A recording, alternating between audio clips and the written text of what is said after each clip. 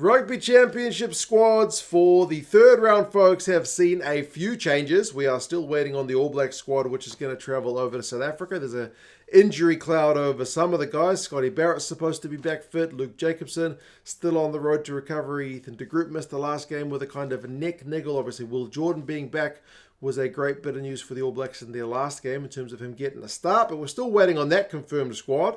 The Boks have confirmed their squad. There's a few guys in and some guys who have been kind of released from Springboks duties for the All Blacks tour. The Aussies have also called back a couple of left field picks, and the Pumas have got a couple of exciting sevens boys as well. We'll go through them.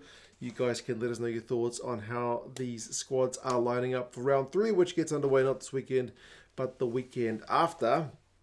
Kitshoff being back, I am absolutely chuffed to see that news. He's been out of rugby in Springboks colours for quite some time. Didn't have the easiest season with Ulster in the URC, but Stephen Kitshoff has been just genuinely one of my favourite loosehead props in recent years, man. The guy tackles, he scrummages, he gets over the ball.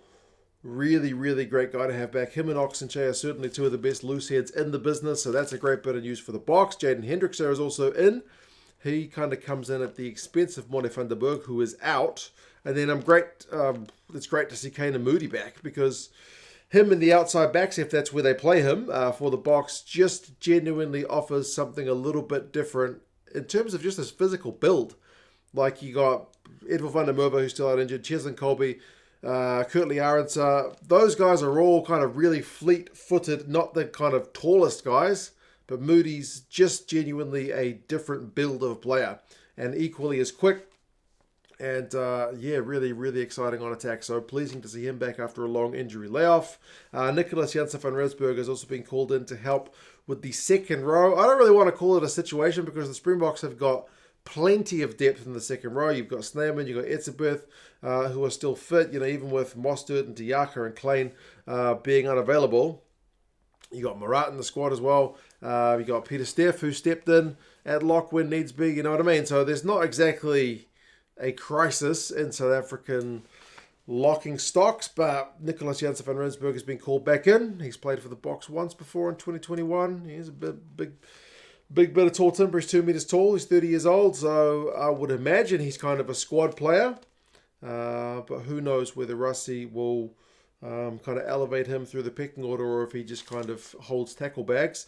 Visa and Esterhuizen will also be available, having served their suspensions in the near future, which is also a bit of pleasing news.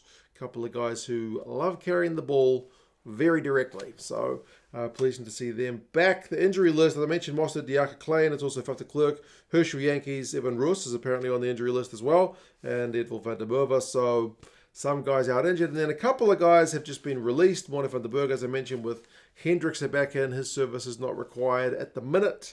And then Johan Grobelaar is also surplus to requirements with Wessels covering hooker, despite the fact that he played prop. The last time we saw him for the Boks, he is going to be that kind of third cab off the rank for the number 2 jersey. So that's the Boks. I think overall, if you're a Springboks fan, you'll be very excited to see the likes of Kitshoff in particular back, because you South Africans love a prop. And I know my mate Tony from Distracted Sports will be very happy to see Kane and Moody back, because that's genuinely one of his favourite South African players. So that's the Boks as they prepare to receive the kind of All Blacks on that tour. The Wallabies have called back Brendan Paenga Amosa, which is not... Like, he's signed back with Australian Rugby, so he's not an overseas player, but he has been playing in France. He kind of left Australia at what was kind of an interesting time, and what I feel like happens with too many Australian players. Like, he's been in France for, I think, 3 years now, and he's only 28. So he kind of left right as he should have been getting going. But I guess hooker for the Australians ever really since Stephen Moore has retired has been a bit of a revolving door. There's been multiple guys. Kautu'u's had a run. Pareki's had a run. For a while it was Paenga Amosa, and so on and so forth. There's been a lot of guys who have had a time in the number 2 jersey, but no one's really made it their own. Him being back from France, as I mentioned, is a little bit of a left field one. He comes at the expense of Billy Pollard, who misses out. But at 28, he should absolutely be at the peak of his powers. He's been playing top 14 rugby, so he should be ready to kind of front up physically, which is what the Wallabies, you feel like, were just a little bit behind on when they were a fair bit behind on against the Boks. So potentially a good recall. Tom Robertson is also back. I don't remember the last time he's played any rugby. The prop, he's been out for a bloody long time injured, so we'll see what kind of condition he's in, but he's certainly a relative kind of veteran when you compare him to the likes of Josh Canham and David Filioi. These guys are uncapped. Canham, I feel like, was unlucky to miss out on the Wallabies selection initially, having a cracking season for the Rebels. On form, I thought he was one of the shoo-ins to be a debutant under Joe Schmidt, but he makes it better late than never. And David Filioi is basically, I think, called up because Hunter Paisami's out for the season, or at least the Rugby Championship season. So they need another midfield. They've still got Hamish Stewart there, who's been with the squad for ages, who's uncapped. So they've got a couple of potential uncapped midfielders in that midfield. And then Alongi Gleeson is also back from injury too. Good news for them is Tupou, Taniela Tupou, following the passing of his father, is back with the squad, so he will be much needed in terms of their front row form. One of the big selection talking points also the fact that they've only really got Carlo Tizzano as their specialist 7. They've not called in Luke Reimer, so he remains on the outer after kind of missing out in the latter periods of Joe Schmidt's kind of current reign. So, yeah, Tizzano is the only kind of specialist 7. The other guys who missed out, Seru Uru, missed out. He got a yellow card in his debut, which was unfortunate, but I thought he looked sharp until he got carded. Nongor also misses out, and as I mentioned, Billy Pollard. So some changes in the front row in particular for the Wallabies. And then for Argentina, they've brought in a couple of absolute excitement machine players in Ignacio Mendy and Rodrigo Iscaro.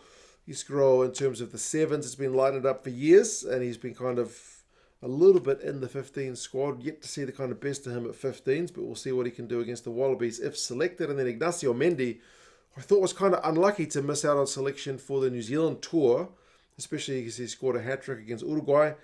He is recalled alongside a few veterans. Guido Petti is also back in. I haven't seen him play for Argentina for a while now. World Cup. Yeah, he's been playing his rugby over in the top 14. So he missed out on July, but he is now back in. And then Grondona is also back in too. Plus they've got a couple of inexperienced guys in Picardo, the midfielder, and Acevedo, the lock. So a couple of potential debutants in the squad. Moroni is apparently injured, so he won't be featuring against the Wallabies. Bugado is cut.